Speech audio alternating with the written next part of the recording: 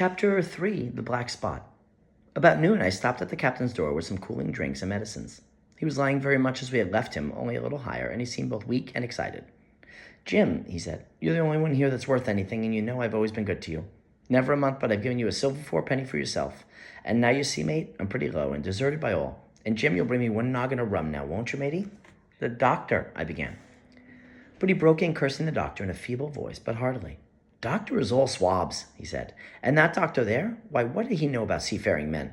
I've been in places hot as pitch and mates dropping round with yellow jack and the blessed land a-heaving like the sea with earthquakes.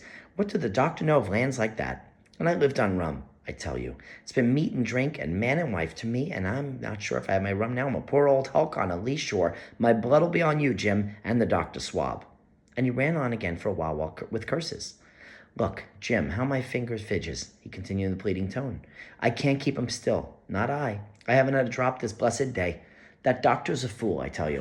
If I don't have a drain of rum, Jim, I'll have the horrors. I've seen some on him already. I seen old Flint in the corner there, behind you, as plain as print. I seen him, and if I get the horrors, I'm a man that has lived rough, and I'll raise Cain. Your doctor himself said one glass wouldn't hurt me. I'll give you a golden guinea for a noggin, Jim." He was growing more and more excited, and this alarmed me for my father, who was very low that day and needed quiet. Besides, I was reassured by the doctor's words, now quoted to me, and rather offended by the offer of a bribe. "I want none of your money," said I, "but what you do owe my father. I'll get you one glass and no more." When I brought it to him, he seized it greedily and drank it out. "Aye, aye," he said, "that's some better, sure enough." "And now, matey, did that doctor say how long I was to lie here in this old berth?" "A week at least," I said. "Thunder!" he cried. "A week? I can't do that. They'd have the black spot on me by then. The lubbers is going about to get the wind of me this blessed moment. Lubbers as couldn't keep what they got, and want to nail what is another's. Is that seemingly behavior now? I want to know. But I'm a saving soul. I never wasted good money of mine, nor lost it neither, and I'll trick 'em again. I'm not afraid on 'em. I'll shake out another reef, matey, and daddle 'em again." As he was thus speaking, he had risen from bed with great difficulty, holding on to my shoulder with a grip that almost made me cry out, and moving his legs like so much dead weight. His words, spirited as they were in meaning, contrasted sadly with the weakness of the voice in which they were uttered. He paused when he had gone into a sitting position on the edge. "That doctor's done me. My ears is singing. Lay me back," he murmured. Before I could do much more to help him than fall him back again in his former place, where he just lay for a while silent. "Jim," he said at length, "you saw that seafaring man today?"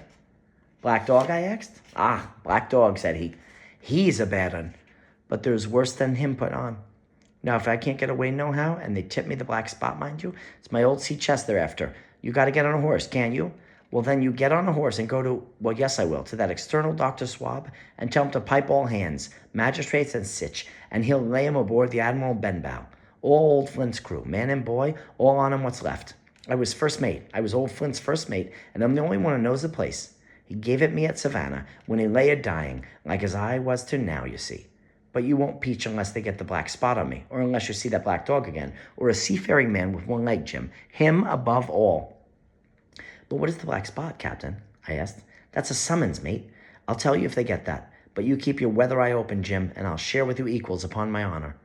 He wandered a little longer, his voice growing weaker, but soon after I had given him his medicine, which he took like a child, with the remark, "If ever a seaman wanted drugs, it's me." He fell into at last a heavy, swoon-like sleep in which I left him. What I should have done, all gone well, I do not know. Probably I should have told the whole story to the doctor, for I was in mortal fear lest the captain should repent of his confessions and make an end of me. But as things fell out, my poor father died quite suddenly that evening, which put all other matters on one side. Our natural distress, the visits of the neighbors, the arranging of the funeral, and all the work of the inn to be carried on in the meantime kept me so busy that I had scarcely time to think of the captain, far less to be afraid of him. He got downstairs next morning, to be sure, and he had his meals as usual, though he ate little and had more, I am afraid, than his usual supply of rum, for he helped himself out of the bar, scowling and blowing through his nose, and no one dared to cross him. On the night before the funeral, he was as drunk as ever, and it was shocking, in that house of mourning, to hear him singing away at his ugly old sea-song. But weak as he was, we were in the fear of death for him, and the doctor was suddenly taken up with a case many miles away, and was never near the house after my father's death. I have said the captain was weak, and indeed he seemed rather to grow weaker than regain his strength.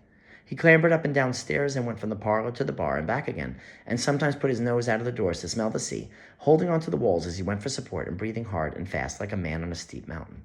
He never particularly addressed me, and it is my belief he as good as forgotten his confidences. But his temper was more flighty, and allowing for his bodily weaknesses more violent than ever. He had an alarming way now that when he was drunk of drawing his cutlass and laying it bare before him on the table. But with all that, he minded people less and seemed shut up in his own thoughts when rather wandering. Once, for instance, to our extreme wonder, he piped up to a different air, kind of country love song that he must have learned in his youth before he had begun to follow the sea. So things passed until that day after the funeral, and about 3 o'clock of a bitter, foggy, frosty afternoon. I was standing at the door for a moment, full of sad thoughts about my father, when I saw someone drunk slowly near along the road. He was plainly blind, for he tapped before him with a stick and wore a great green shade over his eyes and nose. And he was hunched as if with age or weakness, and wore a huge old tattered sea cloak with a hood that made him appear positively deformed. I never saw in my life a more dreadful-looking figure. He stopped a little from the inn, and raising his voice in an odd, sing-song, addressed the air in front of him.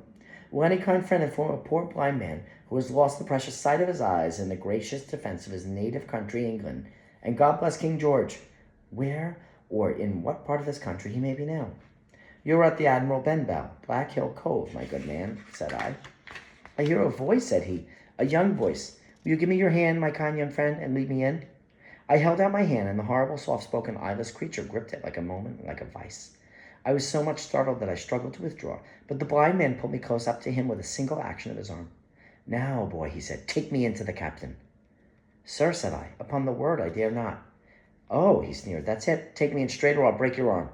And he gave it as he spoke a wrench that made me cry out. Sir, said I, it is for yourself, I mean. The captain is not what he used to be. He sits with a drawn cutlass. Another gentleman.